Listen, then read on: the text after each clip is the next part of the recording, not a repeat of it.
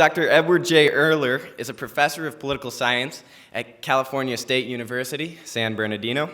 He is a senior fellow of the Claremont Institute, in addition to being a member of its board of directors. From 1988 to 2006, Dr. Erler was a member of the California Advisory Commission on Civil Rights, and in 1996, he served on the California Constitutional Revision Commission. He has testified before the House and the Senate Judiciary Committees on birthright citizenship, voting rights, and other civil rights issues. He has published numerous articles in law reviews and professional journals, including Marbury v. Madison and the Progressive Transformation of Judicial Power, and he has also contributed to the Encyclopedia of the American Constitution. He is the author of The American Polity, Essays on the Theory and Practice of Constitutional Government, as well as the co-author of The Founders on Citizen and Immigration. So at this time, it is my distinct honor to introduce Dr. Edward J. Erler. Doctor.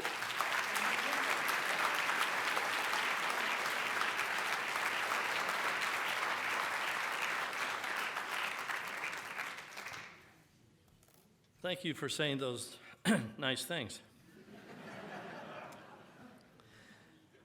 It's good to be back in Hillsdale again and to see so many good friends in the audience, and indeed to be in front of a friendly audience. I'm not always in the presence of such a friendly audience, as you can imagine. Many times, scholars of my ilk, to say conservative, or should I say right-thinking scholars,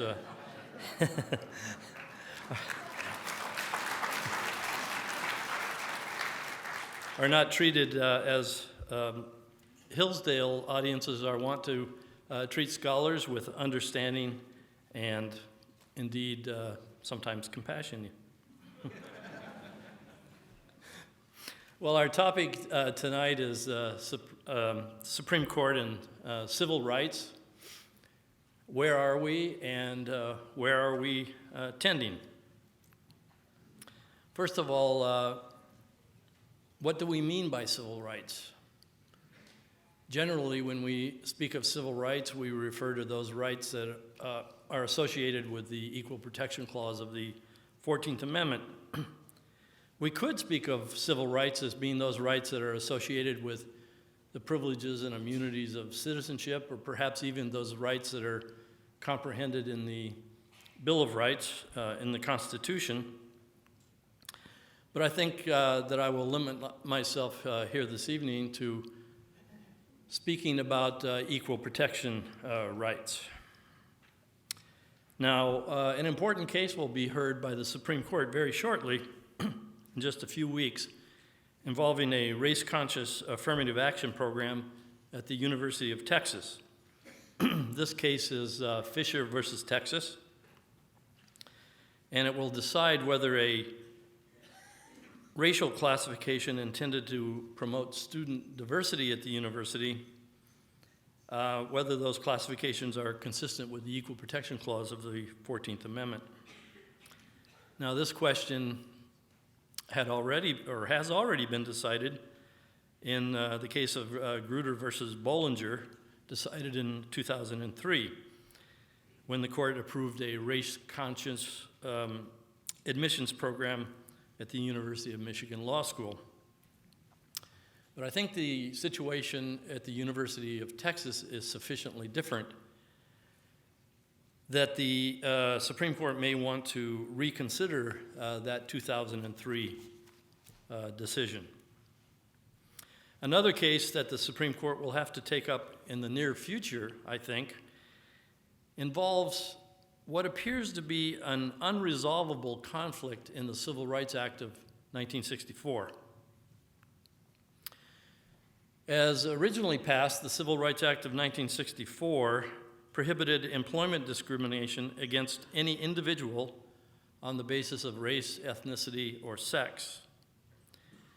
A later amendment, the Civil Rights Act of 1991, added a disparate impact provision, which allows a claim of discrimination to be established on the basis of disproportionate racial results. The impossible situation here is that to avoid a disparate impact violation, employers might feel themselves obliged to engage in racial discrimination against individuals in order to achieve acceptable racial class results. Now, in Ricci versus Destefano, which was decided in 2009, the Supreme Court ruled that a municipality could not discriminate against individuals on the basis of race in order to insulate itself against the claim of disparate impact. The city of New Haven, Connecticut, held competitive examinations for promotions within its fire department. Even though the test had been professionally designed to eliminate racial and ethnic bias, all who scored high enough for promotion were white or Hispanic. In order to avoid a disparate impact charge that surely would be brought by black firefighters, the city discarded the exam results and decided not to promote anyone. This decision, of course, disappointed the settled expectations of those firefighters who had passed the exam, and they claimed disparate treatment under the Civil Rights Act. They alleged their civil rights had been violated by a decision that was made solely on the basis of race. The court in the Ricci decision attempted to avoid the intractable contradiction in the law by arguing that the city of New Haven had no strong basis in evidence that it would have lost a disparate impact challenge, and therefore its discrimination against the individuals who passed the exam violated the prohibition against disparate racial treatment. The court, however, gave no credence whatsoever to the argument that the equal protection guarantees of the Act were at war with the disparate impact provisions. Now, the idea behind the disparate impact provisions added in 1991 was that equality, or equal opportunity, can be measured only by equal results. Whenever a policy does not produce equal results, there is a presumption of racial discrimination. A pervasive argument that was used during the debate over the Civil Rights Act of 1991 was that many employment practices that appear to be non-discriminatory actually perpetuate subtle forms of racial discrimination. Much was heard in the federal bureaucracy and the Congress about the goal of equal opportunity being merely a subterfuge for perpetuating the lingering effects of past discrimination. In fact, President Lyndon Johnson had set the stage for this racial class understanding of civil rights in his speech that he gave at Howard University in 1965. "Freedom is not enough," the president said. "The next and the more profound stage of the battle for civil rights is not just equality as a right and a theory, but equality as a fact and equality as a result. To this end, equal opportunity is essential, but not enough." The sweep of Johnson's pronouncement was almost breathtaking. Freedom is not enough. Freedom is not enough because although it protects equality of rights, it may not produce equality of results. There is no doubt that the principle of distributive justice embodied in the Civil Rights Act of 1964 was equal opportunity. But if equal opportunity is not enough, then some form of unequal opportunity will be necessary to achieve equality of result. Thus, restrictions on the freedom of some would be the necessary condition for the advancement of others, those who came to be known in affirmative action parlance as specially protected classes or preferred classes.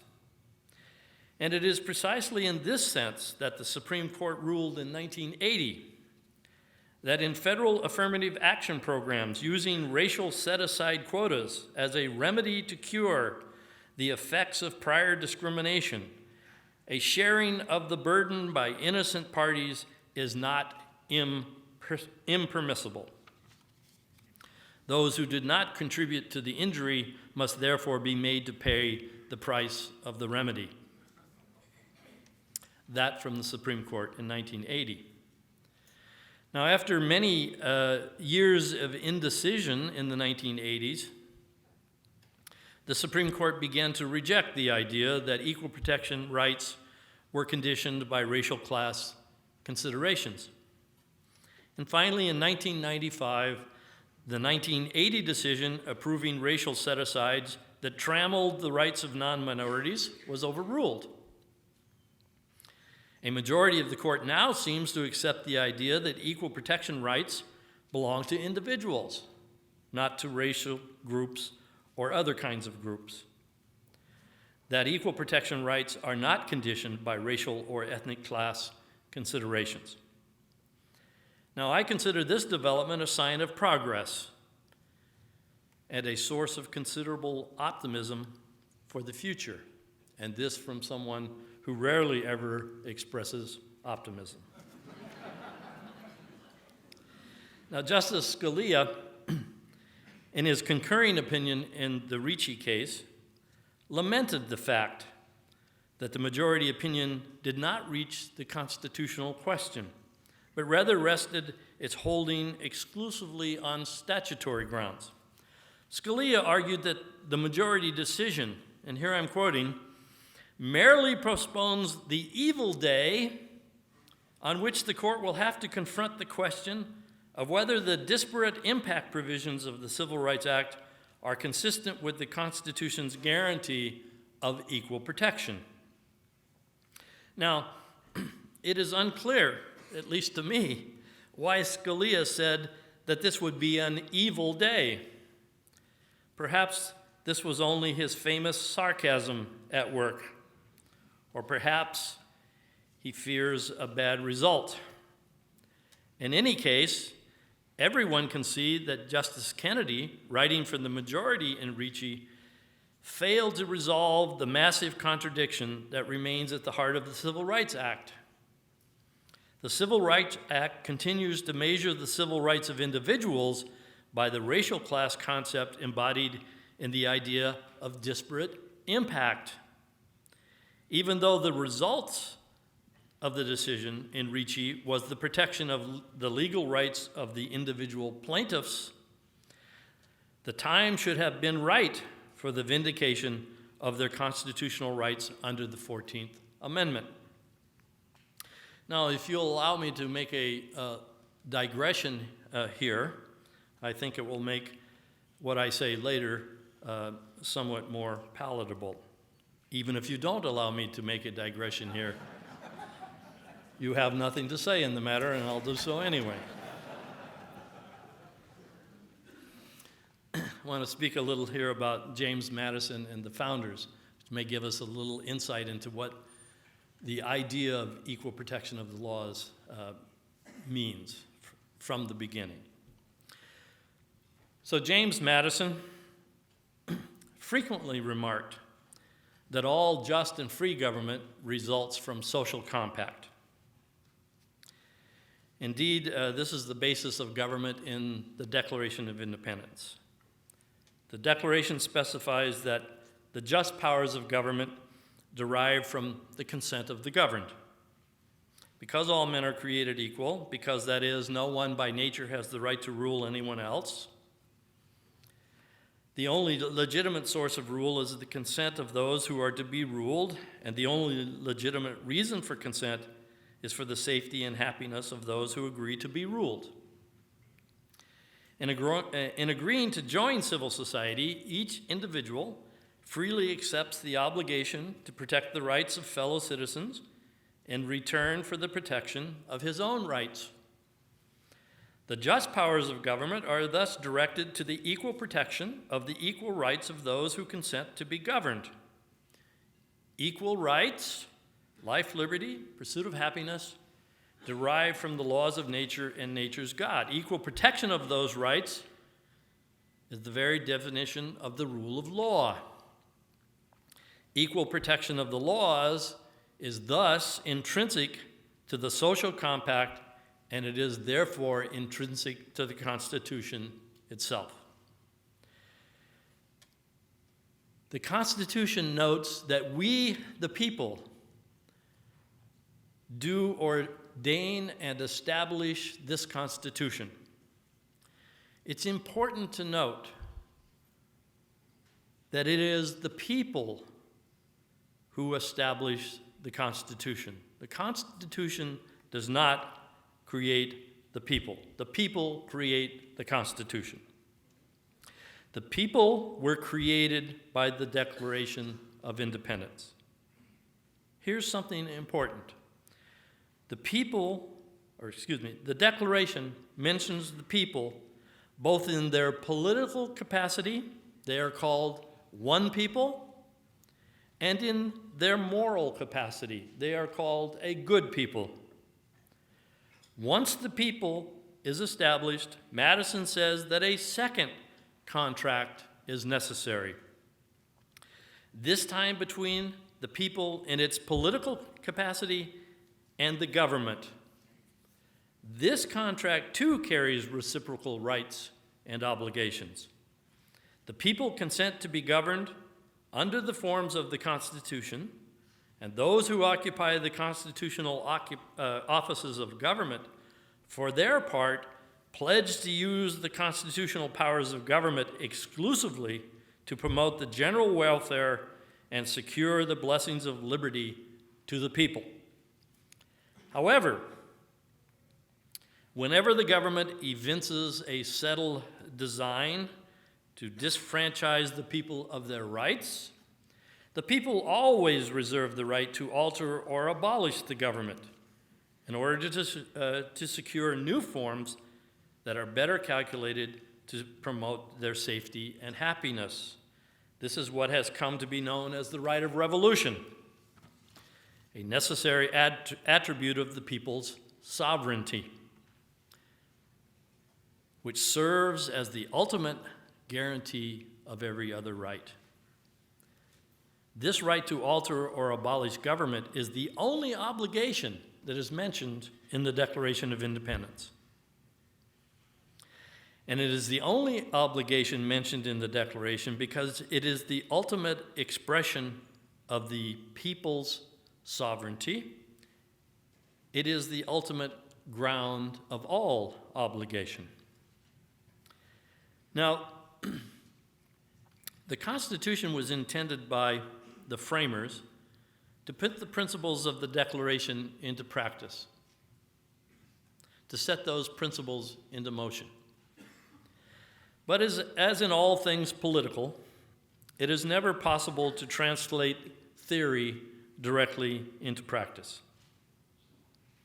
Insofar as the Constitution allowed the continued existence of slavery, it was only an incomplete expression of the Declaration's principles. Madison argued that the compromises with slavery were necessary to secure the adoption of the Constitution. Otherwise, the slaveholding states would have bolted the Constitutional Convention.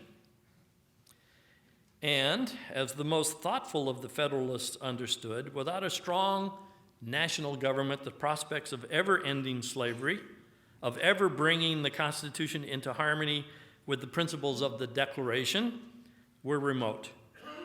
Thus, the prudential compromises in the Constitution designed to protect slavery were actually in the service of eventual emancipation. Adoption of the Declaration made the abolition of slavery a moral imperative. Chief Justice Taney, in the Dred Scott case, a decision that was handed down in 1857, denied that the Declaration carried any such moral obligation or any such moral imperative. In fact, he infamously denied that blacks of African descent were included in the phrase, all men are created equal. His proof? The founders did not abolish slavery all at once. Abolition would have been their moral imperative had they actually believed what they said. Taney, of course, missed the important ingredient of democratic statesmanship that guided the framers. Now, in his response to Dred Scott, Abraham Lincoln insisted that the authors of the Declaration included all men, but they did not declare all men equal in all respects. They defined with tolerable distinctness, Lincoln said, in what respects they did consider all men created equal. Equal in certain inalienable rights, among which are life, liberty, and the pursuit of happiness. But the Declaration did not mean to assert, Lincoln insisted, the obvious untruth that all men were actually enjoying that equality. Nor, Lincoln stated, did the framers have the power to equalize everyone all at once. The statement that all men are created equal was of no practical value in winning the Revolutionary War, and it was not put in the Declaration for that purpose. Rather, it was intended to set up a standard maxim, a moral and political guide for the future, an attempt to declare the right, Lincoln said, so that the enforcement of it might follow as fast as circumstances should permit. It would be a standard maxim familiar to all and revered by all, constantly looked to, constantly labored for, and even though never perfectly attained, constantly approximated, and thereby constantly spreading and deepening its influence and augmenting the happiness and value of life to all people of all colors everywhere. The principle of constitutional statesmanship advocated here by Lincoln, one that he learned from the founders, was this: eliminate as much evil as possible, while possible, without destroying the basis for the elimination of further evil. This was a statesmanship that was utterly alien to Chief Justice Taney. And it was Taney's singular lack of understanding that was the proximate cause of the Civil War. The American founding was not completed until the Civil War had been won and the Reconstruction Amendments had been adopted. And those were the 13th Amendment, which abolished slavery, the 14th, which established the citizenship of the newly freed slaves and extended to them the whole panoply of civil rights that are the necessary incidents of federal citizenship, and the 15th Amendment, which secured the right to vote. The framers of the Reconstruction Amendments frequently referred to the Declaration of Independence as the organic law of the nation. And their constant theme was the necessity of completing the founding. Here's only one example from many. Our fathers had been compelled to postpone the principles of their great declaration and wait for their full establishment till a more propitious time. That time ought to be present now. That said in 1866, debate over the 14th Amendment. Speaking of the 14th Amendment's equal protection clause, one of its principal architects noted that this abolishes all class legislation and does away with the injustice of subjecting one caste of persons to a code not applicable to another. It protects the black man and his fundamental rights as a citizen with the same shield which it throws over the white man. Without this principle of equal justice to all men and equal protection under the shield of the law, there is no Republican government, and none that is really worth having. Similar sentiments were frequently expressed in the debates over the Civil Rights Act of 1866, an act that was being considered at the same time the 14th Amendment was being debated. The Civil Rights Act was entitled, "An Act to Protect All Persons in the United States in Their Civil Rights and Furnish the Means of Their Vindication." This act protected the rights of citizens of every race and color to make contracts, to own and convey real and personal property, and generally to full and equal benefit of all laws and proceedings for the security of their person and property. Leading members of the 39th Congress moved to put these guarantees in the Constitution as an amendment that would be beyond the reach of future congressional majorities. And the Civil Rights Act of 1866 eventually became the basis for the 14th Amendment, which was ratified in 1868. There is no doubt in my mind that a majority of the members of the 39th Congress, certainly a majority of the Republican leadership, understood equal protection rights in the 14th Amendment as an expression of the principles of the Declaration of Independence, which in constitutional terms meant the equal protection of equal rights. Now, after this digression, I think we are better prepared to address the questions involved in the Texas affirmative action case. Consider this. An amicus brief has been filed before the Supreme Court by several prominent law professors supporting the university's race-conscious affirmative action admissions program. This amicus brief argues that the framers of the 14th Amendment contemplated the use of race-conscious laws designed to benefit racial classes.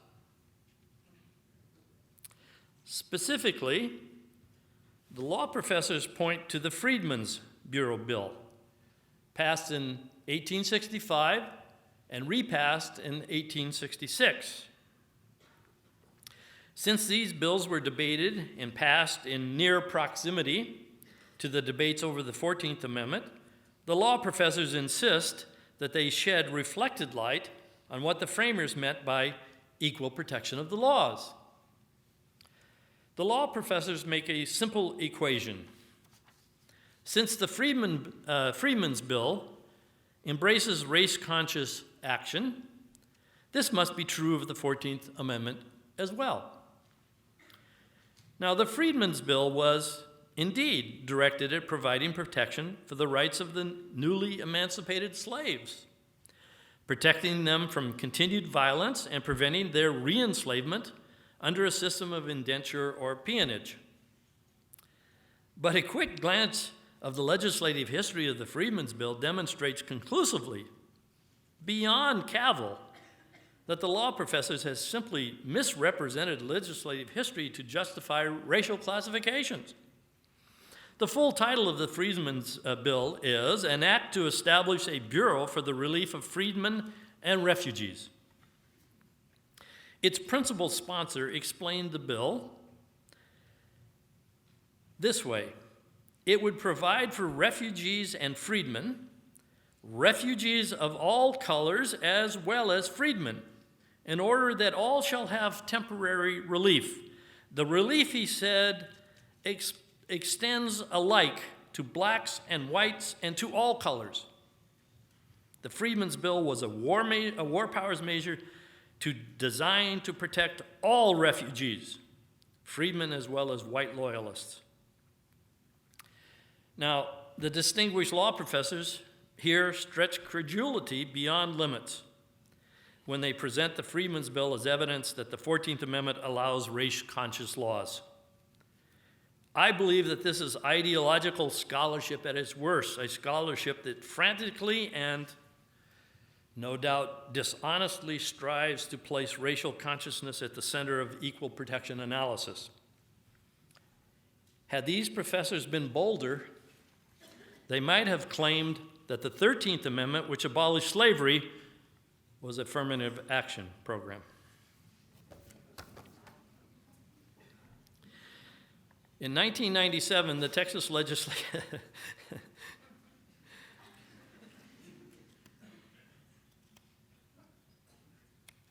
In 1997, the Texas Legislature passed a law ordering the University of Texas to admit the top 10% of all high school graduates. This admissions policy was admittedly designed to increase the number of underrepresented minorities at the university, but it attempted to do so in a racially neutral manner. And while the policy did achieve a measure of success in increasing the number of minorities enrolled at the university, administrators were concerned that minorities chose a limited range of majors, so that while the university as a whole exhibited racial and ethnic diversity, it was not true of every major and every classroom. The university reported that 90% of the participatory size classes, their quote, contained less than a critical mass of underrepresented minority students. Participatory size classes were those enrolling 5 to 24 students, and these made up a majority of the undergraduate classes. And it was precisely these classes that provided what university administrators said was the best opportunity for robust classroom discussions and the rich soil for diverse interactions. And according to the university, it was in precisely these classes that minority students reported feeling isolated, and that a majority of all students felt there was insufficient minority representation in these classrooms for the full benefit of diversity to occur. The university thus concluded that a race-conscious policy was necessary to ensure that diversity would be represented in all the university's programs and in a greater number of classrooms, and not just in those that minorities were apt to choose for themselves. Now, the Fifth Circuit Court of Appeals, in a decision handed down in January 2011, framed the constitutional issue this way, and I'm sorry to read this rather complicated and abstruse sentence, but I really have no choice.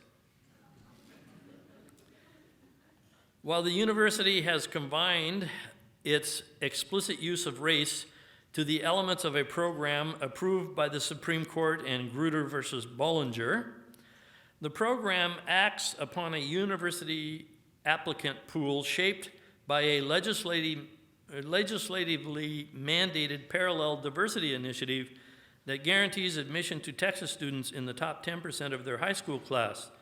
The ever-increasing number of minorities gaining admission under this top 10% law casts a shadow on the horizon to the otherwise plain legality of the Grutter-like admission program. It's hard to read that even. I think everyone can see that this is an unnecessarily complicated way of saying that the fact that the university has increased diversity by non-racial means calls into question the constitutionality of its attempt to accomplish the same goal by race-conscious means. In other words, if they can do the same thing without racial classifications, why do they need race-conscious classifications? The Circuit Court nevertheless upheld the race-conscious plan, believing apparently that the special freedoms accorded to the university by the First and 14th Amendments required the court to defer to the expertise of the administrators. Now, the fact that the University of Texas has achieved significant diversity through non-racial means may compel the Supreme Court, the United States Supreme Court, to reconsider its decision in Grutter versus Bollinger. You remember this is where the Supreme Court approved a race-conscious policy for the University of Michigan Law School. Another development that may favor reconsideration is the fact that Justice O'Connor, the author of the majority opinion in the Grutter case, has since been replaced by Justice Alito, who does not seem to have the same squeamishness about upholding equal protection rights. Now, in the Grutter case, Justice O'Connor argued that the university had unique First Amendment rights, and those rights gave the university great freedom to determine for itself the best methods of providing effective education. The law school diversity policy, the court agreed, promotes cross-racial understanding, helps to break down racial stereotypes, and provokes livelier, more spirited, and more enlightening, and more interesting classroom discussion. And the court concluded, if it was the considered opinion of the university faculty and administrators that racial and ethnic diversity serve these essential educational purposes, then the court would defer to the judgment of these experts. What was odd here was that when the court is faced, usually when the court is faced with racial classifications, it rarely, if ever, defers to the good faith representation of the state actors who insist that racial classifications are necessary. Rather, the court automatically applies what it calls strict scrutiny. Strict scrutiny presumes that racial classifications are unconstitutional unless the state can show they serve a compelling government interest and are narrowly tailored to serve that interest. In other words, the court always presumes that racial classifications are in the service of invidious purposes. Strict scrutiny analysis simply indulges the a priori assumption that the arbitrariness of racial classifications can play no legitimate role in the rule of law. So it is surprising, not to say unprecedented, to see the court here casually relying on the good faith representations of the law school administrators, that racial and ethnic classifications are necessary to serve a compelling interest. Good faith representations have never been deemed adequate to justify racial classifications. Another surprising element of Justice O'Connor's opinion was her uncritical acceptance of the distinction between a racial quota and a critical mass. The court seems to have agreed over the years that policies meant to fulfill racial or ethnic quotas are patently unconstitutional. Racial and ethnic balancing for its own sake clearly violates the principle that equal protection rights belong to individuals, not groups. In Grutter, however, the law school insisted that its admissions policy did not mandate quotas, but sought to assemble a critical mass of underrepresented minorities. Not a specific number or percentage, but a meaningful number or meaningful representation or a number that encourages underrepresented minority students to participate in the classroom and not feel isolated. The law school administrators did indicate, however, that they kept a daily tally of the number of underrepresented minorities that were admitted to ensure that the critical mass goals were being met.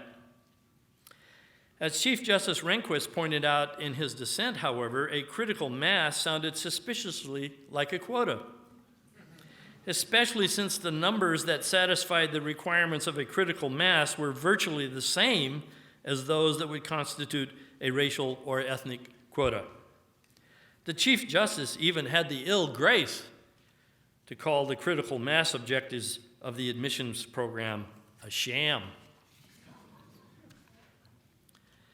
The Supreme Court, of course, used to adhere scrupulously to the proposition that the Constitution prohibited simple-minded as well as sophisticated forms of discrimination. And of course, the critical mass scheme employed by the law school was far from sophisticated. But given assurances of good faith by administrators, Justice O'Connor and a majority of the court were willing to defer to representations that strained the limits of credulity, not to say the limits of imagination. Never in the history of strict scrutiny analysis have such transparent claims to good faith served as the justification for racial classifications. Now, Justice Thomas in the Grutter case wrote a powerful dissent in which he concluded that whatever marginal improvements that might be produced by the law school's racial tinkering, he said, cannot justify racial discrimination and certainly cannot survive strict scrutiny analysis. Furthermore, Justice Thomas argued, the court's reliance on social science evidence that racial experimentation leads to educational benefits might have serious collateral consequences. He cites a growing body of social science evidence that purports to show, and here I'm quoting, racial and other sorts of heterogeneity actually impairs learning among black students. Other studies he cites indicate that African American students at historically black colleges experience superior cognitive development and higher achievement than those attending predominantly white colleges. Thomas asks whether the court would defer to the expertise of the administrators of an historically black college if, using this social science evidence, they wanted to establish a race-conscious admissions program to promote racial homogeneity. Would the court accept the representation of these administrators as readily as they did those in the Grutter case? If not, how would they distinguish the cases? Now, Justice Thomas's solution is as simple as it is elegant. The principles of the Constitution should not be subject to the faddish trends of social science. The Constitution, Justice Thomas rightly contends, abhors classifications based upon race, not only because those classifications can harm favored races or are based on illegitimate motives, but also because every time the government places citizens on racial registers and makes race relevant to the provision of burdens or benefits, it demeans us all. For the immediate future, Thomas concludes, the majority has placed its imprimatur on a practice that can only weaken the principle of equality embodied in the Declaration of Independence and the Equal Protection Clause. As Justice Thomas well understands, the idea of man as it appears in the Declaration has no color. The proposition that all men are created equal expresses what is essential in the principles of human nature. Race expresses only what is accidental and contingent. Curiously enough,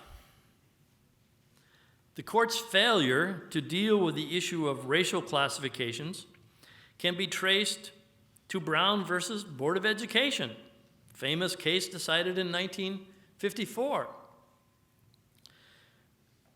We don't criticize Brown versus Board because of its result.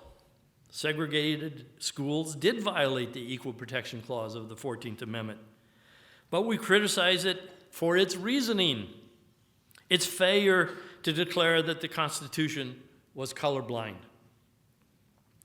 You remember that in 1896, the Supreme Court had rendered its infamous separate but equal decision in Plessy versus Ferguson.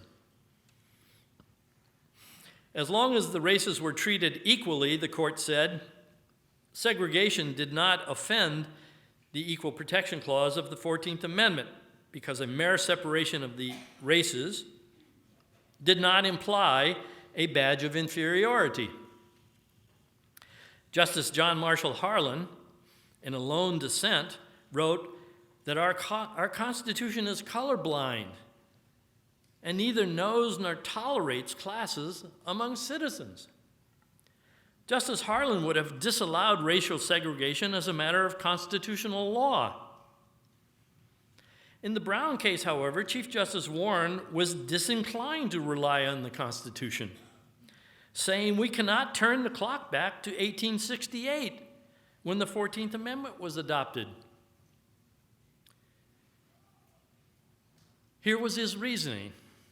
Its most avid proponents, Warren stated, undoubtedly intended to remove all legal distinctions among citizens. Okay, let me repeat that. Its most avid proponents, the 14th Amendment, its most avid proponents wish to remove all legal distinctions among citizens. But, he says, its opponents were antagonistic to both the letter and spirit of the amendment and wished the most limited effect. What others in Congress and the state legislatures had in mind cannot be determined with any degree of certainty. Now, I'm wondering here is, why do the opponents of the amendment figure into this calculus? Did they not lose? And didn't the proponents of the amendments win? Warren uses this as an argument as to why we can't determine what the Constitution means. We have the proponents, but we have the opponents. Therefore, we can't rely on the Constitution because we can't determine what it means. Well, I'm not a scholar of logic, but this seems to me to be rather illogical. In Warren's irrefragable, if I can call it that, logic, the fact that the opponents had another vision seems to cast doubt on any attempt to rely on the Constitution. Rather, Warren decided that a more reliable basis for a decision was modern social science. Yeah.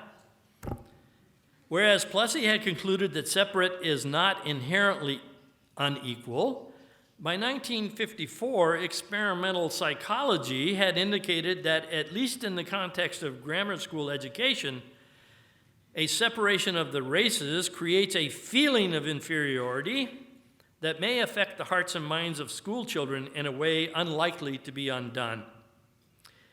And here's what Warren said: whatever may have been the extent of psychological knowledge at the time of Plessy, this finding is amply supported by modern authority. So, the difference between the holding in Brown and Plessy was not one of constitutional construction, but developments in the science of psychology. Under the tutelage of Chief Justice Warren, modern psychology had replaced the Constitution for purposes of equal protection analysis. The result in Brown was that only those racial classifications that creates feelings of inferiority are prescribed by the Constitution. This, of course, left open the question whether racial classifications that are designed to benefit rather than harm a racial class violate the Equal Protection Clause. The so-called benign racial classifications that have no invidious purposes but are limited exclusively to benign purposes. We've been struggling with that issue ever since. Nearly 20 years ago, again, I'll quote here from Justice Thomas. Justice Thomas expressed the view that I believe is essential to a proper understanding of equal protection jurisprudence. This is an opinion that was utterly shocking to liberal constitutionalists who continue to insist that racial consciousness must remain at the core of equal protection analysis. Here's what Justice Thomas said. I believe there is a moral and constitutional equivalence between laws designed to subjugate a race and those that distribute benefits on the basis of race in order to foster some current notion of equality. Government cannot make us equal. It can only recognize, respect, and protect us as equal before the law. I think the Supreme Court only needs to take one short step to do the job that Brown versus Board failed to do. It should declare that the Equal Protection Clause of the 14th Amendment commands a colorblind constitution which neither knows nor tolerates classes among citizens. Fisher v. Texas should be the case where the Supreme Court completes the job. Some years ago, Justice Kennedy, and he may provide a key vote in the Fisher case, wrote that the moral imperative of racial neutrality is the driving force of the Equal Protection Clause.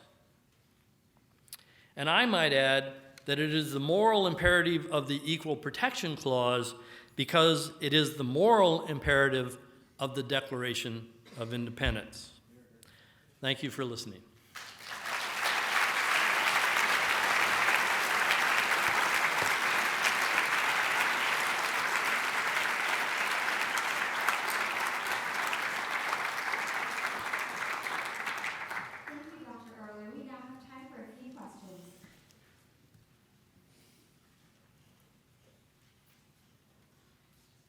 If the court rules in the Texas case in such a way as to overturn the Grutter case, but goes no further than that, would you consider that satisfactory? I think so, because if it overrules Grutter, it will say no racial classification, no race consciousness in university admissions. And so far as I can tell, the only racial classifications or so-called benign classifications that survive today are those in university admissions policies, because here the court has said that the First Amendment gives universities a special place, academic freedom. That comes from the Bakke case, and that's what the Grutter case relied upon. So I don't know. One interesting thing is that when it comes to racial classifications, for a long time the court was toying with the idea that if it were a benign racial classification, then strict scrutiny analysis didn't apply. But then they got over that in 1995, and the court said, no, if there's a racial classification, we apply strict scrutiny, and there has to be a well-defined injury and so on and so forth. And they began to hedge in the area. Go ahead and ask your next question. Yeah, sure. You say that academia is the only place where racial classifications are prevalent, but did the New Haven firefighters case comprise exactly that? And isn't Kagan on the court now? Well, the Grutter case was a 14th Amendment equal protection, or First Amendment 14th Amendment case. But the Ricci case was a statutory case. Now, what I predicted that there has to be another Ricci case, and that will be a constitutional decision. Now, what I'm hoping there is that the court will confront directly two incompatible parts of the Civil Rights Act, the disparate impact provision and the disparate, what they call the disparate treatment provision. They are incompatible. They're at war with one another. You can't measure individual civil rights by a racial proportionality requirement. So there, I think, as Justice Scalia said, we have to make that decision. I don't know why he called that an evil day when the decision will be made. I thought when it came to that kind of sarcasm or cynicism, I was the champ, but he's much better at it than I am. So did I answer your question? I'm not, okay. Here, we have a question down here.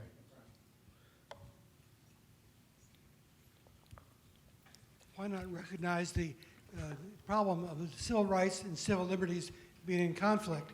The courts often refer to freedom of association, and if you assume that means Congress should make no law with respect to associations, it should be up to the people involved in the moral values to decide with whom to associate free of government interference. Well, I think as a general matter, that's the case. There's nothing, we do have the right of freedom of association, but we have, I think, a legitimate place for non-discrimination laws in public places and those kinds of things, sure. But individuals have a right to associate with whomever they please. But in public places, I think it's a different matter. There can be legitimate laws forbidding racial discrimination in a variety of places. I have no problem with that, and I think it's legitimate, yeah.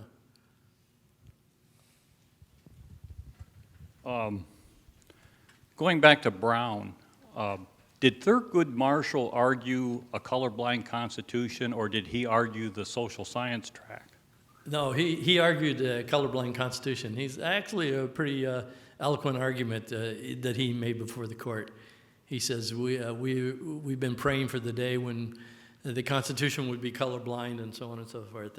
He was a little embarrassed by that argument in later years when he began to argue that the Civil Rights Act was merely an elaborate racial class remedy for racial class injuries and so on and so forth. But he did argue very strongly for a colorblind constitution when before the court. Yeah. Unfortunately, this will be our last question. In a country where some are trying to, right here. Yeah, oh, sorry. In a country where some are trying to racialize the issue of immigration, what do you think will be the judicial fate, if any, of things like the DREAM Act? Who's trying to racialize immigration? You mean in our country? Yes. I'm unaware that people are racializing it. I mean, I understand that most of the people coming to the country illegally are from Latin American countries, but I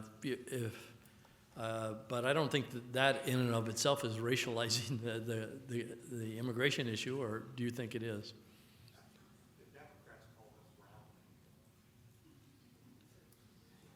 In what sense is that racializing the issue? Could you give him back the...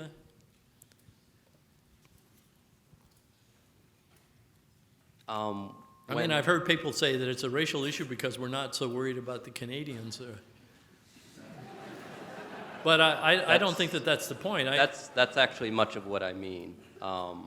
If someone has misgivings about illegal immigration, for instance, it's often, they're often painted to have.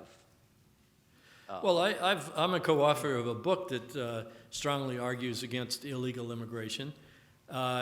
Because I think that one aspect of sovereignty, a nation's sovereignty, is to be able to determine who becomes citizens and an irreducible aspect of a nation's sovereignty is to be able to determine who gets to come to the country and who can become a citizen of a country and so on and so forth. But I don't think that we've ever had, in the old days, a part of progressivism was to inject race into immigration policies, and the progressives in the early part of the century believed that we should only allow superior races to immigrate to the country. They thought they knew who the superior races were, but we've gotten over that a long time ago. And I don't think anybody's advocating that anymore. But I do think that that no country is sovereign that can't control its immigration policies. And I simply don't believe that there's any racialism involved in this. At least I don't see it, but I could be wrong about that. Thank you, Dr. Erler. Thank you.